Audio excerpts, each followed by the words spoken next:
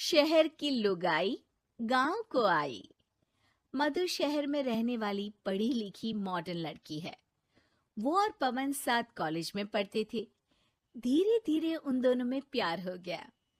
पर पवन गांव में रहने वाला एक साधारण सा लड़का है। मधु के पिता हमेशा उसे ये बात कहकर ताना देते हैं। तुम वहां गांव में कैसे एडजस्ट करोगी? शादी करके तुम गांव तो चली जाओगी, पर अपनी सारी मॉडर्न सोच और चीजें यहाँ शहर में ही रख कर जाना। ये सुनकर मधु को बहुत गुस्सा आता है। तो क्या हुआ अगर वो लोग गांव के हैं? मैं वहां जाकर उस घर को बिल्कुल शहर की तरह बना दूंगी। शाम होते ही मधु पवन को वीडियो कॉल करती है। अच्छा हुआ तुमने वीडियो कॉल कर लिया। हाँ, मैं तुम्हें आज अपनी माँ से मिलाता हूँ। अरे बिट्टू, क्या कर रहा है? ये क्या है? दूर करना इस टुनटुने को। जाने कौन दिख रहा है इसमें तो। अरे माँ, आपकी बहू का वीडियो कॉल है। आप इसमें अपनी बहू से आमने सामने बात कर सकती हैं। नमस्ते माँ जी, कैसी हैं आप? अरे जका, ये बहू ने अपने कानों में क्या लगाया है? जो कैसे झुमके हैं? झुमके नहीं माँ जी, इन्हें ईयरफोन्स कहते हैं। इससे सामने वाले की आवाज और अच्छे से आती है। मैं आपको भी ला कर दूंगी। अरे नहीं नहीं, हमें नहीं ना चाहिए। हमारे कान बिल्कुल ठीक है। हाँ। माँ जी की ये बातें सुनकर मधु को अपने पिता की बातें याद आ जाती है और वो उसी वक्त ये ठान लेती है कि वो अपने ससुराल को एकदम मॉडर्न ससुराल बनाकर रहेगी। कुछ दिन बीत जाते हैं। पवन और मधु की शादी हो चुकी है। आज मधु का अपने ससुराल में पहला दिन है। माँ जी, मैं आपके लिए एक तोहफा लाई हूँ। अरे इतना बड़ा तोहफा! अरे क्या लाई है रे इस बड़े से बक्से में? मधु बॉक्स खोलती है। ये क्या है? ये वैक्यूम क्लीनर है। मैंने आपको झाड़ू लगाते हुए देखा तो सोचा अब आपका काम आसान हो जाएगा। अरे वाह बहू वाह, तूने मुझे झाड़ू लगाते हुए देखा तो तू मेरा हाथ से झाड़ू लेकर खुद भी तो लगा सकती थी ना। पर नहीं, तूने तो जे मशीन लाकर मेरे हाथ में दे दी कि यह काम हमेशा मैं ही करूं। ये आजकल की शहरी छोरियां बिल्कुल नहीं बदलेगी। मधु को मन ही मन गुस्सा आता है, पर फिर भी अपना गुस्सा भूलकर मधु माजी को वैक्यूम क्लीनर इस्तेमाल करना सिखाती है। अगले दिन मधु सुबह उठती है तो ये आंगन में से कैसी आवाजें आ रही हैं?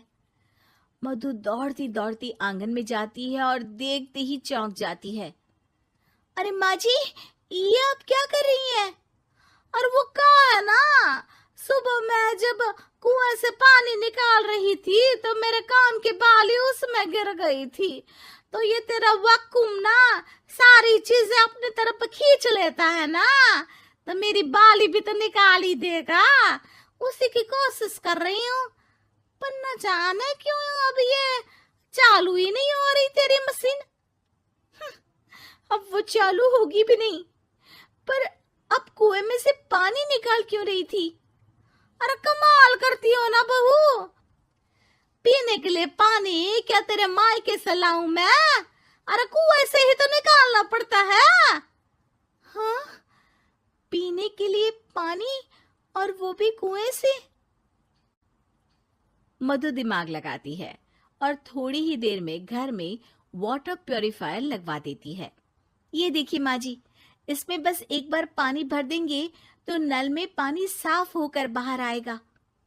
अरे वाह रे बहू, ये तो बहुत ही बढ़िया चीज है। रात हो जाती है। मधु जैसे ही प्यूरिफायर का नल चालू करती है तो वो अचानक से फट जाता है और सब जगह पानी पानी हो जाता है। अरे ये क्या हुआ? ये क्या हो गया? मैंने तो बस इसमें उबला हुआ पानी डाला था, ये इतनी जल्दी खराब हो गया। अरे ये सारी शहरी चीजें सब ऐसी ही होती है कबूरी। क्या आपने इसमें उबला पानी डाला था? हाँ तो फिर पानी तो तभी साफ होगा ना जब उसे उबालेंगे। ये मशीन का कोई जिन है जो हमने जो बोला वो कर देगी है? मधु को बहुत गुस्सा आता है। इस तरह तो मेरा अपने ससुराल को मॉडर्न बनाने का सपना अधूरा ही रह जाएगा। नहीं, मैं इस तरह से हार नहीं मान सकती। थोड़े ही दिन में मधु पूरे किचन को मॉड्यूलर किचन में बदल देती है। अरे वाह बहुआ, इतनी सारी अलमारियां! माँ जी मॉड्यूलर किचन देखकर बहुत उत्सुक हो जाती है। ये बक्सा का है। बहू ने शायद गलती से इसे यहाँ रसोई में रख दिया है, पर है तो ये बहुत ही बढ़िया। अगले दिन सुबह, अरे मायरी क्या हो गया? मैं तो बर्बाद हो गई।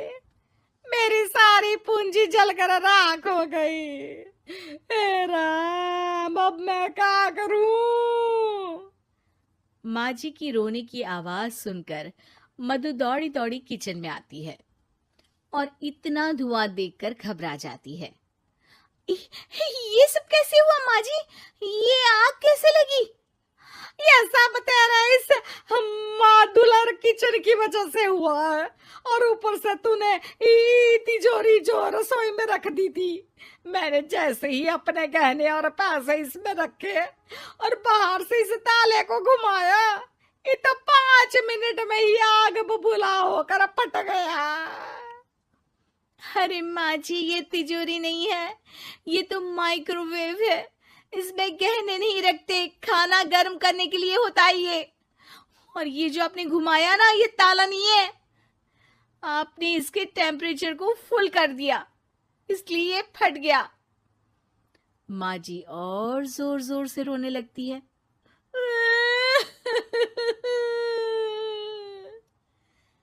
मधु सर पीट लेती है और कसम खाती है कि अब ससुराल को मॉडर्न बनाने की कोई कोशिश नहीं करेगी। मुझे माफ कर दीजिए माँ जी, आप जैसी हैं वैसी ही ठीक है। मधु को अपने पिता की कही बात याद आ जाती है और मधु वापस घर और किचन को पहले जैसा ही कर देती है।